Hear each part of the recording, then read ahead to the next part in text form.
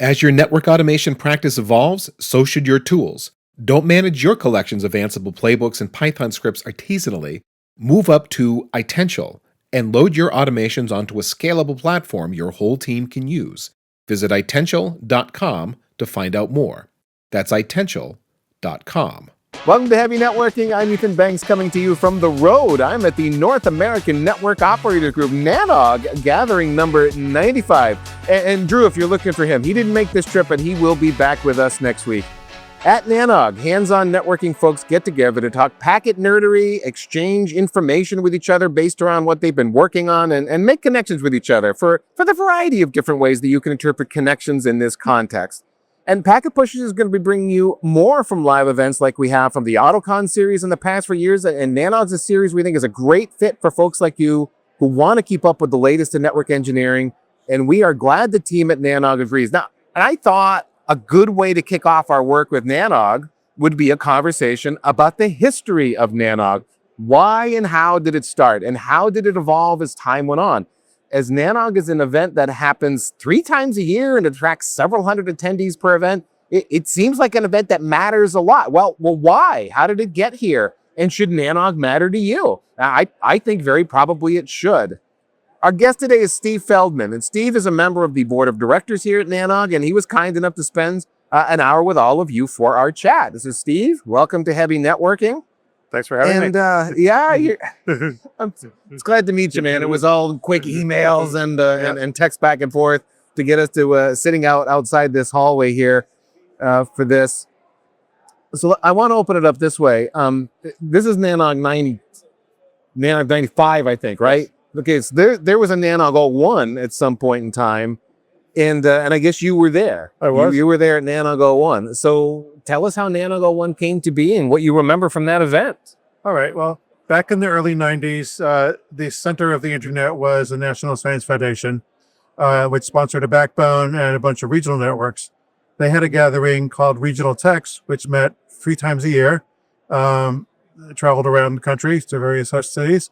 And in around 93, 94, NSF decided the internet was becoming commercialized and they needed to step out of the way.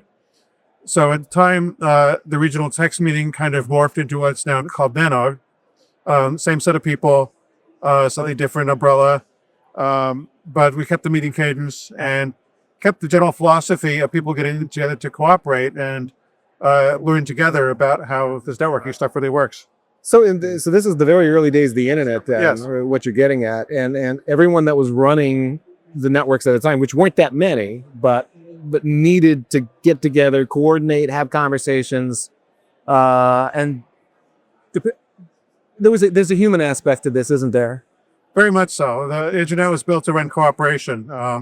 We all have to speak the same protocols in the same ways and cooperate on how we do addressing and routing and all that. And without the human interaction, it just isn't going to work. Yeah. Yeah, and there's also something worth putting a face to a name.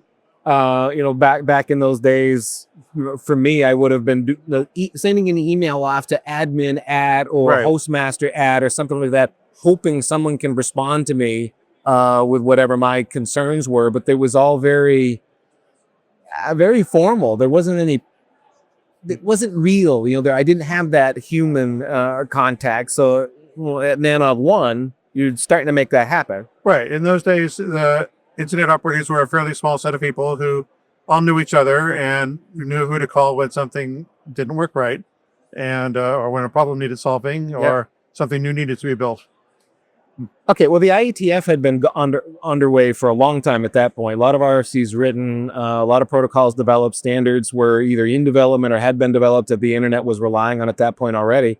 Did the IETF had any bearing on what was going on with you guys connecting as operators? Absolutely. There was, at the time, a fair amount of overlap between the IETF and regional text and NANOG communities, a lot of the same people.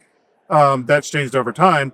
But back then, a number of the protocols were just being developed and tested. And so the IETF developed the protocols, and then the NANOG community, like us, had to actually make them work.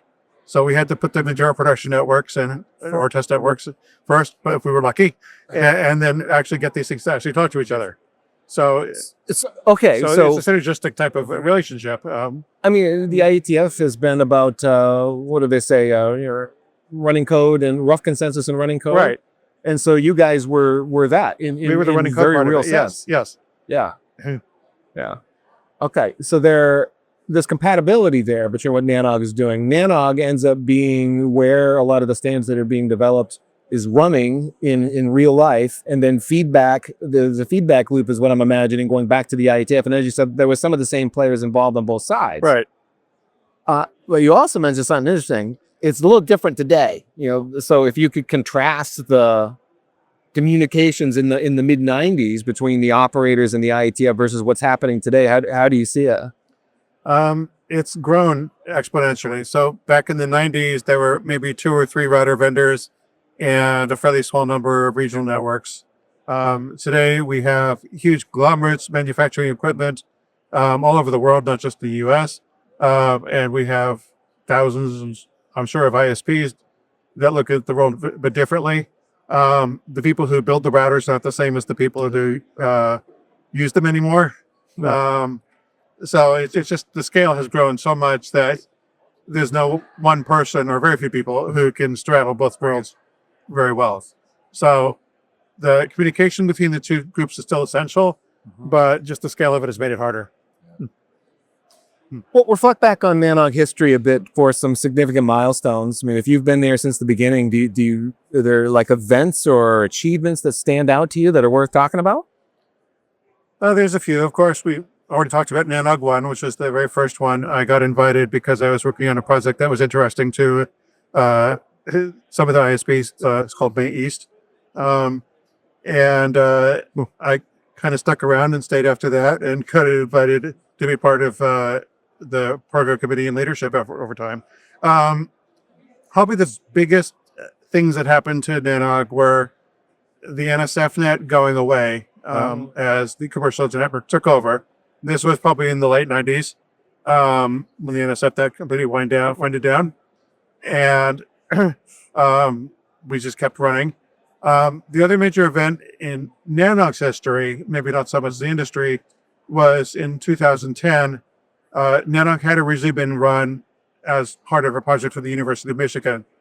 And we had, by 2010, developed some internal governance. We had what we call the steering committee, which is like a board of directors without the financial duties. And we decided that it was time to take NANOG private or public, whatever, and split off and become our own separate organization. So in 2010, 2011. So again, if they're going back in that context, it was tied to University of Michigan in some way, Right. and then it was you wanted to separate from them and become Right. your own thing. Yeah, we were going in different directions. They had university things to worry about. We were really commercial engineered at that time. So the steering committee at the time, which I was a member of, decided it was time to incorporate ourselves as a nonprofit, and we successfully did that. We found sponsors, we found attendees, and we kept NANOG running and grew it from there. So that was a significant enough change that you basically had to let everybody, guys, we're doing a thing, and we need you all on board, Right. to make it happen. Because without the sponsors and without the members, it wouldn't have happened. Right. And there was a lot of talks. I mean, there's obviously some private things, but a lot of this we were very transparent and open with the community, with the sponsor groups, and we all cooperated to make it happen. So membership, that's I don't know how unusual it is. It feels a little bit unusual to have membership. Like I just signed up as a member just before this. I signed up for 3 years. How is membership conceived? What's the big idea behind that? So NANOG considers ourselves a community, and the membership is a subset of that community. And it's really because of the way the corporate laws work. We have to have a membership to vote for a board of directors. Sure. Yeah. And, Okay. Right. And so we basically decided that for a fairly nominal fee, anybody who was interested enough in NANOG and our mission would become a member and have a vote. Okay. So it's a very low bar. Individuals are members, not companies. Yeah. That's very important to our ethos. And we've successfully done that for 15 years now. And so the membership then, as you said, gets to vote on the board of directors. So that is everyone that's a member and is vested in what's going on in NANOG gets to say, these are the people I want setting the future direction of NANOG and what's happening at these events. So in a very real sense, the community is steering the ship. Absolutely. Yeah. Okay. And I look at network operator groups around the world. There's a ton of them. NANOG is to me one of the most significant, the most significant one. Tends to cater to service providers. But here we are in 2025, and it's like networking's evolved, right? So there's this. There used to be in my mind this clear line between what a service provider does and what an enterprise does. And if you I don't know if you know Russ White, Russ would have said I'm wrong, but we would have disagreed on that. But at this point, I think I'm more agreeing with him, where the line between a service provider and an internet service provider and a managed service provider and network as a service providers now and enterprise networks, large enterprises, it's getting blurry. Right. Who does what and what the differences are. Does that state of things here in 2025 change things for NANOG, scope and mission? It does. NANOG wants to stay relevant, obviously. And that means bringing in the people who do what we're interested in. So very clearly, as you said, the lines between enterprise and service provider networking are blurred. There are some problems unique to one or the other, perhaps, but we all run BGP and we all switch IP packets as fast as we can. And some of the larger enterprises run their own backbones and just act as a service provider to the. And it's getting easier to run your own backbone. It's the way you can procure fiber these days and so on. Yeah. Right. So a lot of the problems are the same. Some are different, but there's definitely enough overlap that large enterprises especially can find something useful out here in this. And now a brief sponsor message from iTential. If you're like me, your network automation skill set is an evolving one. You've probably done some Ansible and Python work and you've had some quick wins, but now you're getting to that point where you want other people in your team to use the automations that you've built. They're sort of okay with Ansible, right? They're definitely not 100%, but they're okay. However, they do not want to figure out Python, and they can't even manage the library dependencies. Most of the folks on your team, what do they want? They want you to give them a thing that they can run and it just works. And if it doesn't, any network task requiring automation comes back to your queue. I call this the platform problem.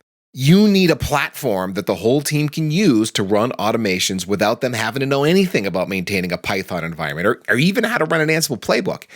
And this is the service iTential provides across their product portfolio. You've created a bunch of network automations. All right, now move them from your laptop into a repository and then let iTential execute them in a scalable, secure way that abstracts details from people that don't need to know, while giving access to every nuance for those people that do need to know, people like you. iTential puts you on the road to self-service network automation, allowing anyone you like to run your automation, all while integrating with all the other systems that your organization runs. And to me, this is the ultimate destination for network automation systems, self-service.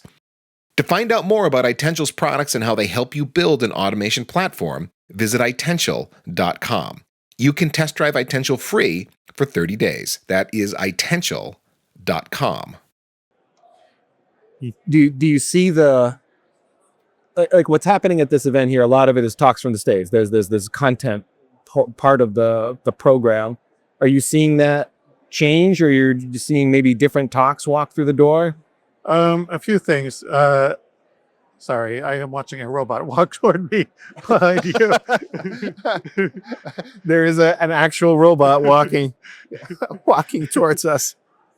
Oh my. Okay, that's a real thing that's happening right now. Yes. All right. That's new. So again, talk tracks. Or is there?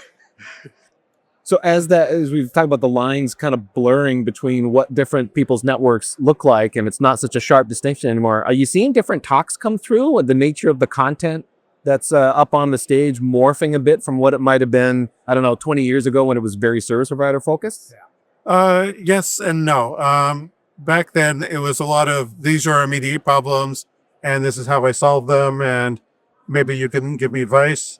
We don't see as much of that anymore, but now we see a lot more on scaling bandwidth, scaling our networks, our data centers.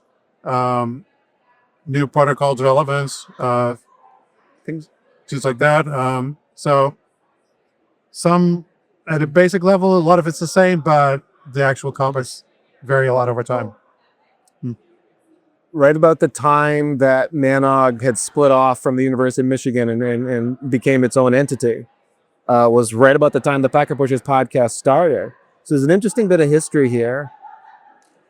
See if you can connect the dots with me. I'm curious to get like a NANOG perspective on how I remember charting things through a lot of recordings of Packet Pushers podcast episodes. 2010, 2011, OpenFlow shows up, right? That was a thing. We moved from that into what became software-defined networking. That over the years kind of morphed into this idea of intent-based networking, which no one's really talking about that anymore, but it was a thing. It was Right. white papers and so on for quite a while. That turned into automated networks. Now we're talking about how AI is impacting automation and automated networks. So there's been all these trends rising and falling, right? And some of it is stuck with us and some of it hasn't. Has NANOG played a role in all of that with all these hype? I'll be a little uncharitable and call them hype cycles, but hype cycles that have come through trends in the networking industry. Very much so. People love to come to NANOG and talk about their hype cycles. We had talks about NetFlow all those years ago, OpenFlow, talks about AI now, and all the stuff in between. The vendors love to come and show off what they're doing. And then the engineers here take it back and decide whether it's real or not. Probably are trying it in their own labs. And sometimes the hype is real. Sometimes it moves on to the next thing. Like OpenFlow became not real because not that it wasn't an interesting idea, but scaling was a problem. And there were just certain limitations with what you could do with that model that kind of, I don't know, there were a few companies who tried to launch some products on it. And I think maybe it still exists as a kind of a niche thing you could do something that by and large, it's fizzled out. No one's talking about OpenFlow anymore. Right. Yeah. Yeah, so either it just gets adopted, it becomes part of the mainstream, and nobody talks about it because they're just used to it, or we move on and find the next shiny thing and trying to work on that. But those conversations happen here in part. Very much so, yes. Yeah. Yes. I've noticed there seems to be a pretty tight relationship between Aaron and NANOG, the rear Aaron and NANOG. Is that a correct perception on my part? It is. Remember back in the 90s, there was a lot of the same people doing all the things. So when the route registry or the internet number registries became sort of separated, no longer a U.S. government function, some of the people in the NANOG community actually went to form Aaron. So there's always been a lot of overlap in people and in purpose. We have a mutual relationship where we support each other. If you've noticed, we have there's an Aaron meeting happening later this week at the same hotel. We've been doing that now for a long time. We're having our meetings together. And there's a lot of overlap in what we try to do. And so maintaining the communications flows and supporting each other when needed is very important to NANOG and to Aaron too, I believe. Okay, and so this makes sense. As you say, a lot of the same people, a lot of the same concerns, and some overlap between the organizations. It makes sense for the organizations to work together, present together, share event space together, and so on, co-locate events. Are there other... So North America, right? We're talking about the North American region, and Aaron fits in there, but are there other organizations that NANOG has got a relationship with, like with Aaron?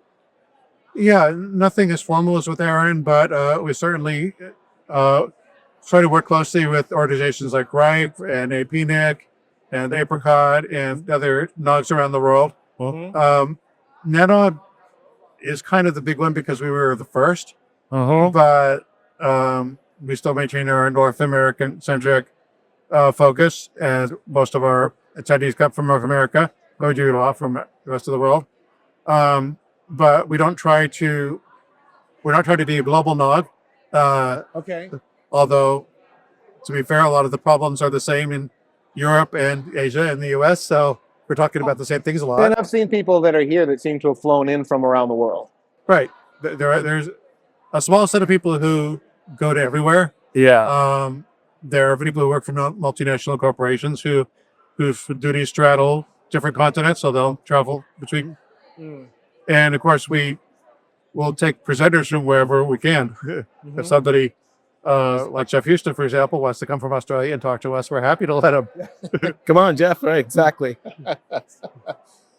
I'm sorry, I'm peppering you with questions, but I got a bunch of things that have popped in my head that I think I want to understand the NANOG history. And IPv6 adoption is kind of a big one. It's been, I would call it a long and winding road, and we're not there yet. Right. So if we could call it an adoption saga. But what role is NANOG playing in the V6 adoption saga? We have tried very hard to keep IPv6 a focus of many of our programming, so that there's usually some V6 content, so people who want to learn about it can. NANOG itself is technology agnostic, so we're not going to tell people they need to go out and implement V6 or anything else. But if people are interested in it, we certainly solicit talks and the content around it, and they're still interested, so we keep doing it. But not. It's interesting. You're technology agnostic, and so even though V6, depending on who you're talking to, V6 is the right thing to do, and so on. But there's been so many technical challenges of the implementation, plus the challenge of like on the enterprise side, especially a business stakeholders looking at this, going, so I'm going to spend all this money and time and train you guys and upgrade equipment or whatever it is I got to do, and at the end, the net result is I have the same thing I had before. Yes. Why are we doing this again? And so I know that's been a big sticking point for a lot of folks. But NANOG would not take a moral position, if you will, on technology adoption. NANOG itself doesn't take those positions. We have speakers who come in who will advocate for V6. Occasionally, I have speakers who come in and probably advocate the opposite, but that's pretty rare. But we provide content that the attendees want to hear at the end of the day. Yeah. And if they want to hear about V6, we're happy to bring in speakers who want to talk about it. No, yeah. I mean, actually, from a packet pusher's perspective, that's kind of my point of view as well. I don't want to take a position on things as much as I want to expose you to a variety of views, ways of thinking about something, so you can make up your own mind about what's right for your environment. Because typically there isn't one right answer. It's a multitude of answers for a multitude of circumstances, limitations that are placed on you, and constraints that you can or can't do certain things, no matter what might be ideal. It feels like NANOG's got pretty much the same philosophy. Right. NANOG is at its core an educational institution. We have a nonprofit based at NGH Group. We are an educational nonprofit. So that means that we try to teach people, give them the knowledge they need to make informed decisions, but not tell them what decisions they're supposed to make. We're kindred spirits more than I realized. Yes. Oh, this question will be fun. So you got to pay the bills. There's vendors that are here as sponsors. They got products to sell. And then there's practitioners who operate networks that are resistant to sales. And so you get this tension between vendors with things to sell and practitioners like, I don't want to talk about that. But vendors matter a lot. They're a huge deal. They drive the industry forward in lots of ways. They're making the things that we're all using to run our networks. So how does NANOG straddle this divide, this tension between vendors with things to sell and being an educational nonprofit? That's something that we used to worry about a lot, but it turns out that it's not really a big problem. The attendees actually want to talk to vendors, just have some control over the environment. The vendors obviously want to talk to the operators so they can sell their products. And this is a good place to meet. So we often end up with a lot of communications happening, maybe not in the sessions, but out of the hallways or maybe even in the hotel bar between the vendors and the operators, and they're useful conversations, and sometimes they make sales, and that's fine. NANOG itself relies on sponsors. We need sponsor revenue to pay our bills. And the community seems fine with that. I think the one thing that makes a huge difference, though, is that we don't let the sponsors into the actual plenary sessions. So they're not no vendor talks. Nobody getting up and selling their technology inside the session. Out in the hall is fine. And there, got it. Okay. So that's an interesting way you straddle the line. So again, going back to comparing fucking what Packetbridge is doing. It's the same for us. We got vendors that are paying the bills. That's how we get to keep recording content. We are largely putting educational content out the door.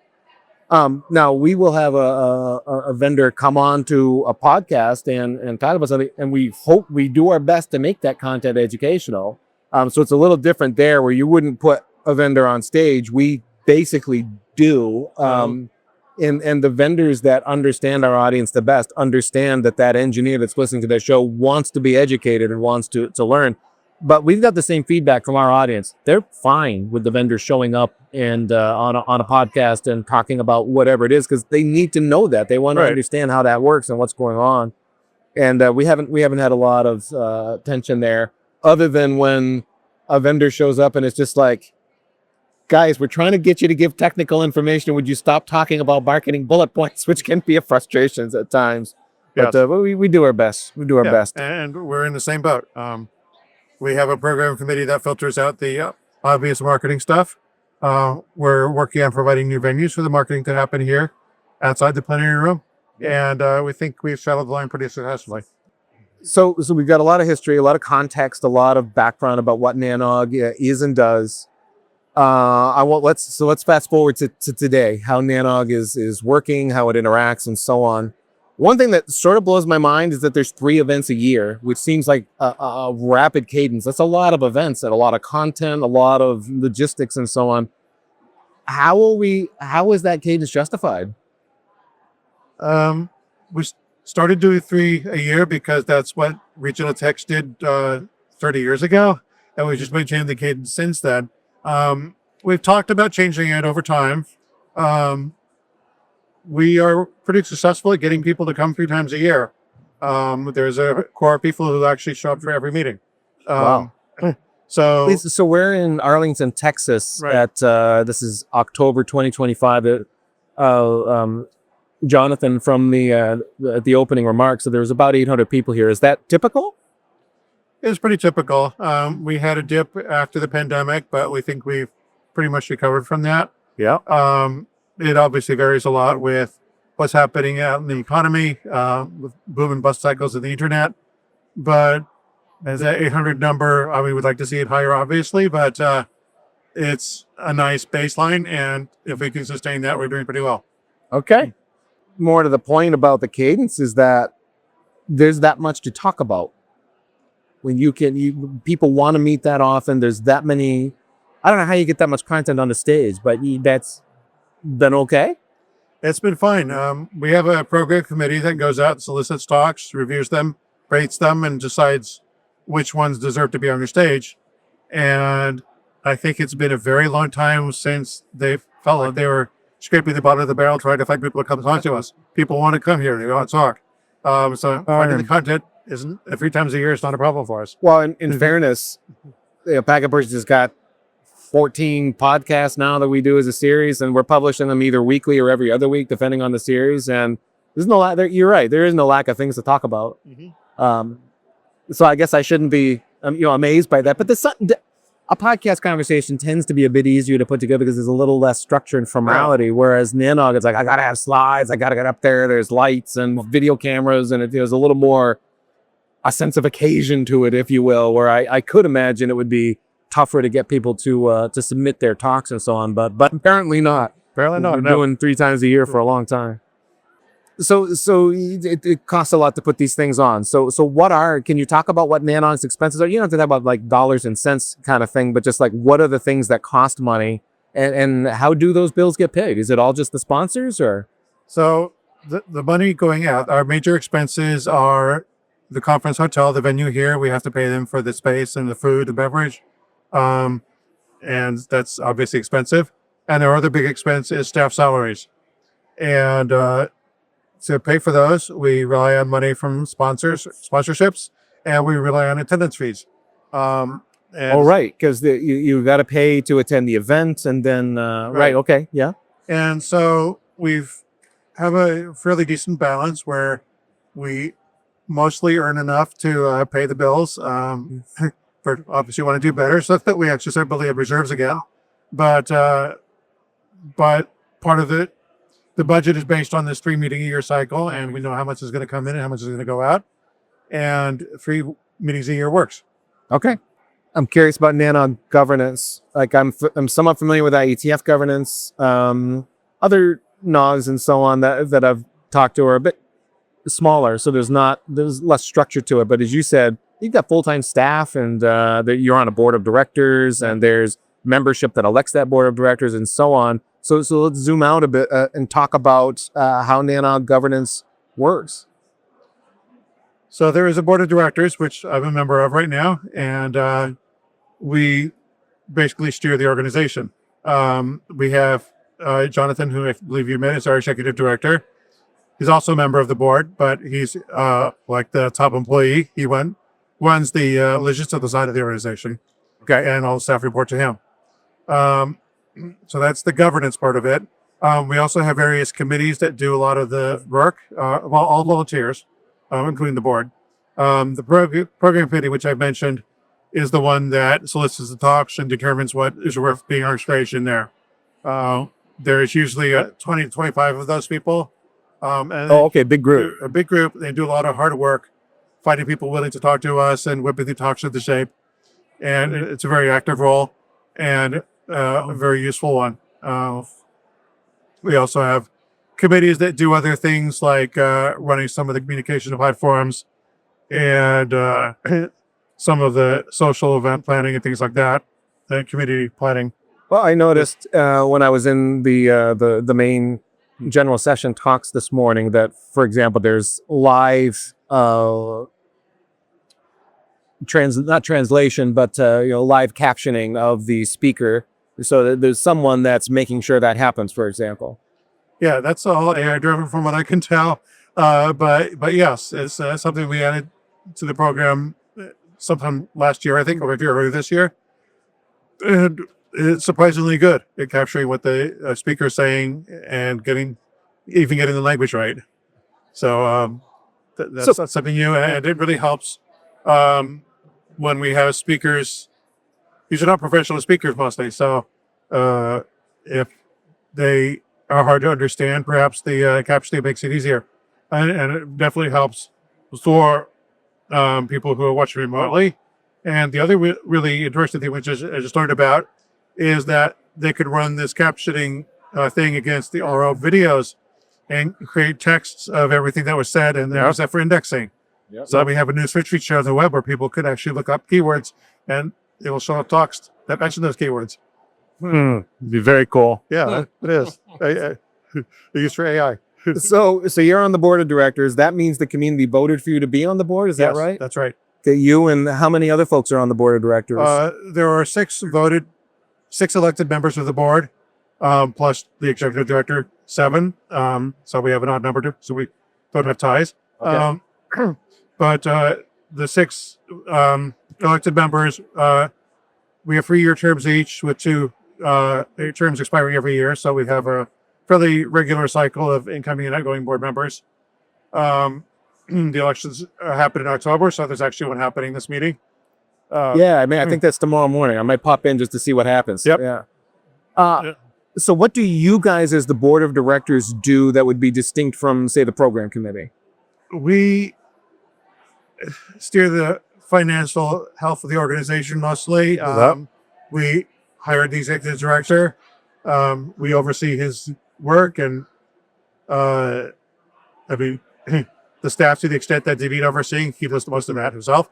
But we are responsible for keeping the organization as a whole alive and running. The program committee, which I ascribe equal or more importance to, is the one that actually controls the content, the reason why people come here. Yeah. So the board of director, who gets the private jet? That's what I want to know, Steve. I'm looking for it. I haven't found it yet. We have a quite lean budget, especially after the pandemic. So as far as I can tell, the private jet doesn't exist. Yeah, the Packet Pushers corporate jet does not exist either. It's sad to report. Yeah. So if, say, I'm listening to this, and I was like, oh, NANOG's a place I could deliver a talk. How would I submit my talk to NANOG? The program committee runs what they call a rolling request for submissions. or call for presentations, I guess is the actual word. We're going to call for presentations. So anytime you can submit a topic idea for a future NANOG. Today you could submit for the next one or any of the few after that. You submit a topic, just some draft slides, and they don't have to be fancy or anything. And the committee will take a look, assign a shepherd, and work with you to whip it into shape, something that can actually be presented. Okay. So you'll, as NANOG, you'll give some help back to folks. You don't have to be a super experienced speaker or like an expert instructor or something to get on the stage. Not at all. You get an idea. Someone at NANOG will help you bring it to life. That's exactly how it works. Now, once your presentation has reached the point where it's ready enough to be voted on, then the whole program committee, will take a look at it and decide if it's worth being on stage. They vote on every talk that comes in and rate them. Mm-hmm. And the ones that are rated most highly are the ones that make it onto the stage. If they're not rated highly, then there's usually an opportunity to work with the PC to refine it and resubmit it for a future download. Okay. Now, let's say my talk is selected. What is expected of me as a speaker? Am I still flying myself to NANOG and and all those things, or how does it work? Right, you are responsible for your own travel, or hopefully your employer is, and we will comp your registration fee, so you don't have to pay to get in the door. Yep. But the hotel and travel are still on you. Okay, fair enough. Outside of NANOG's physical, like we're here at a hotel as a venue, all kinds of noise that as you're listening to this, no doubt Steve's and my mic are picking up. How else do people interact at NANOG? Mailing lists, Slack groups, IRC, these sorts of things. NANOG has had a mailing list ever since before we were NANOG. So we always said that the community was the mailing list and the conference. That's still true. We have added some things on top of that. Just park on that mailing list for a second, because that mailing list is deep in. The archives go way back. Right. They do. And if you look at some of the names on it, you'll see that they're some of the people who actually built the internet as we know it today. And you'll also see that there was a spirit of cooperation going back to the very beginning. So somebody could post on the list, I'm having this problem. Does anybody have any ideas? And usually people will jump in and say, here's her, you can look at it. Or I had the same problem too, and this is how we dealt with it. So the mailing list, as well as the hallway tracks here at the conference, help foster the communication so that people really do cooperate, even if it's a competitive industry. Yeah, there's a lot of that, and occasionally some of the competition might come out on a mailing list too, although not. You see some interesting conversations on the mailing list at times. Put it that way. Yeah, and there's some interesting history there. But I've been always struck for years now how at times something that was posted to the NANOG mailing list in the archives will get pulled up and referred to for whatever the issue is that's being discussed. Mm-hmm. It's an incredible resource. Yes. And so we worked very hard to preserve the history of the mailing list and make sure the archives are publicly available and searchable. And there's other copies of it out there. Steve, we got to train an LLM so that we can use natural language to say, what would NANOG say about this issue that I'm having? And then the response from the archives comes back. That would be a really cool resource. I would not be surprised if somebody's already working on that. Oh, boy. Okay, so the mailing list, that's a big one. Are there other community resources? We recently spun up a Discord server for the NANOG community. Okay. Anybody can join. And it's slow to reach critical mass of usefulness, but it's growing.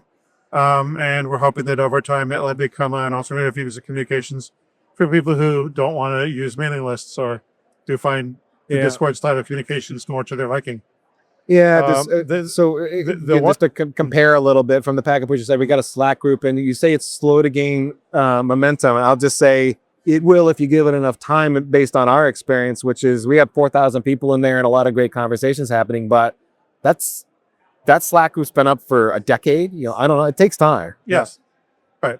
And the other thing to remember is that Slack and mailing lists are very different forms of communication. Slack tends to be ephemeral. So you can say something today and it won't be remembered 6 months from now. Which is annoying. It is, but that it is what it is. Not unless you're paying for Slack. But I don't know. I should call a Slack salesperson and go, so I got 4,000 people in this group. What would that cost me? And then go, I hear him go, I'm getting a new BMW. Oh, then I Yeah. can't afford it. Yeah, that's why we chose Discord as our experiment. Yeah. So you get you. Oh, okay. Now you're giving me a mission. You're telling me Discord would you keep history forever without having to get some enterprise version of Discord or Unless they something? change their minds. Oh boy. Okay. Cool. Cool. Slack used to keep history forever, but it's not something that we feel we can count on for eternity. But it meets a need today, Yep. and people seem to like it, so we're doing it. Yeah. Okay. So we got the mailing list, Discord, the server that's spun up new, and I'm sure if I go to nanog.org, I can find all that stuff without too much trouble. I hope so. So we're at NANOG 95, and there was a technical focus on enterprise, Wi-Fi, 5G, these sorts of discussions. Looking ahead to the next few NANOG events, are there similar focuses that each of these events might have? There are. The focus topics tend to be put out a few conferences in advance. So, for example, NANOG 96, the next one will be in San Francisco, and the focus topics are going to be AI and network infrastructure. And NANOG 97 in Bellevue, Washington, next summer, the focus topic is going to be site reliability engineering. Beyond that, I don't think they've selected topics yet, but that should be happening soon. And I imagine those will get published as they're selected. I'm surprised you picked AI for the next one. Surprised it wasn't this one.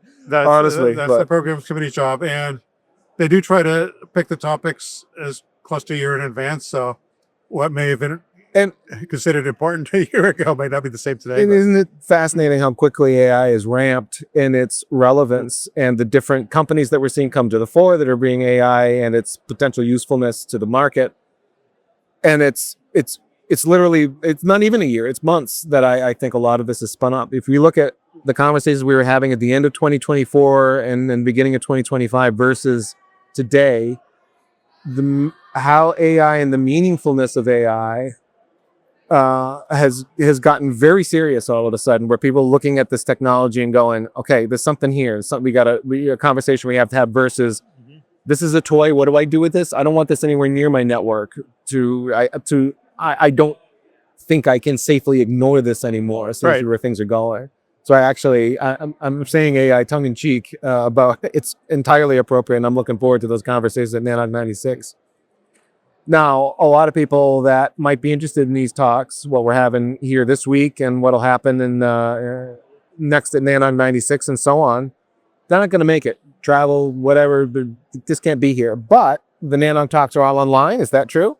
Yes. So there's two ways. If you want to participate in real time remotely, you can buy a registration that lets you watch the videos in real time and chat in real time with other people who are watching, and you can ask questions of the speakers in real time. If you don't want to do that, you can also watch on YouTube.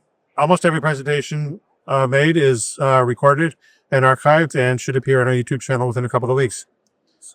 And we have an archive going back many years now. Yeah, sure. The NANOG channel on YouTube is a heck of a resource. And I'm going to guess if there's some that are missing, it's because maybe there's some information that's like, that's okay at NANOG, but we don't really want it on the public internet. Those kind of exceptions? Yeah, we do make those exceptions. We try to keep them rare. We want most of what we do to be publicly accessible down the road. Again, we're here for education. Yeah. And you can't educate people if you're not letting them see your content. Now, are there other resources that you want to make people aware of that NANOG offers outside of the talks and the talk archive on YouTube and so on? I think we've covered most of them. There's the mailing list and Discord, obviously. All right. And NANOG people do travel to other events and try to be visible in the community at large. But those are, the website and the YouTube channel are our main methods of talking to the public at large. And that's huge. There's so much information out there available from NANOG. Well, Steve, hopefully I haven't exhausted you with all my peppering you with all these questions, but was there anything we didn't talk about or that's worth mentioning about NANOG that I didn't think to ask you? I think we've covered pretty much everything. Again, the important thing is that NANOG is here as an educational source. That's why we exist and why we try to keep going. And we think we are pretty successful at it, and look forward to keeping this going for many more years. Yeah, I'd love to see more people showing up as well. 800 is a good number, but the kind of content that I'm seeing here would be interesting to a lot more people if they could make it to these I do events. believe that there is, as you mentioned earlier, there is overlap between the service provider focus of NANOG and what's happening in enterprises and other networking organizations. So Just in the few talks I've heard this morning, this is not a service provider only meetup. If I don't think so. I think there's broad applicability to the talks that are happening here, and based on what's on my itinerary for the next. But this is actually very early in the conference. We're in the afternoon of day one. But as I look ahead to what's on my agenda for the next couple of days, I'm very keenly interested, and I'm more of an enterprise guy. It's more my background than service provider. I'm really keen to hear a lot of these talks, so really looking forward to her. Steve Feldman, thank you for joining me on Heavy Networking today. Different sort of a show than a lot of times on Heavy Networking. It's ones and zeros and headers and whatever protocol kind of conversations, but to have a conversation that this is important too. So nanog.org is the right place to be for that. The YouTube channel is Team NANOG. If you just look for NANOG on YouTube, you'll find something else. But Team NANOG is what you're looking for on YouTube. If you're interested in NANOG 96, it's going to be at the Hyatt Regency in San Francisco. I'm going to be there. I'm planning to be there. That is February 2nd through the 4th, 2026. And then registration is open now, as best as I can tell, Steve. I think I saw the form up there, yeah? So, yes. Okay, great. You can also become a NANOG member. It's not particularly expensive. And again, nanog.org, you become a NANOG member, get voting rights and so on. And thank you for listening to Heavy Networking today. I have followed NANOG for a lot of years. I watched a lot of NANOG talks on YouTube to educate myself. I've run into many knowledgeable, community-minded people here walking the floors. And so if you're like, should I go to a NANOG event, Ethan? If you can work it out, yeah, go. Absolutely. NANOG it's engineering focused. It's the hallway track, as Steve mentioned earlier. It's very, very good. And I'm hoping to attend every NANOG event in 2026 if my schedule permits. And I'd love to meet you there. I've already met several of you that listen. You came to shake my hand and take stickers. We got cleaned out of stickers like almost immediately when we got here. We brought a lot of them. And of course, Packet Pushers, we got our own community of people. And the best place to connect with over 4,000 engineers from all over the world. We have a Slack group. We're on a Discord. We do have a Slack group at packetpushers.net/community. You can join that group. And while you're on our website doing that, click around to see what else we have to offer you for the annual subscription price of... Oh, wait, there is no subscription. There's no fees or donation. We don't ask anything of you, seriously. We don't even ask for your contact information. Just go in, take all you want, whatever's interesting, and go gorge your brain. 14 different podcast series, our YouTube channel, which is Packet Pushers Network. We have newsletters, blog articles, and more. Everything you need to keep up with networking, cloud, security, news, leadership, all from that Packet perspective.